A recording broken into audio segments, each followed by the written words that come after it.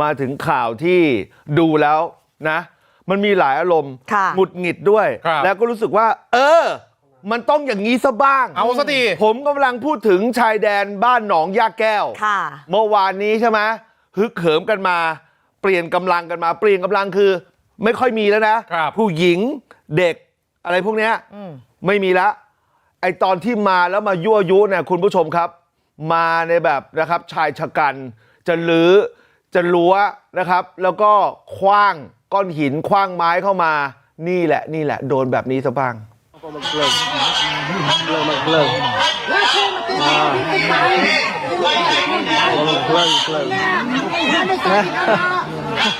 ดูออกสำนักดักแคร์ไปมุกเรียบลาลูกหางกระอย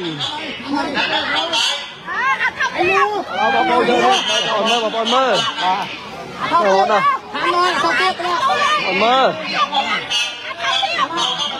อนะบอกเมื่อ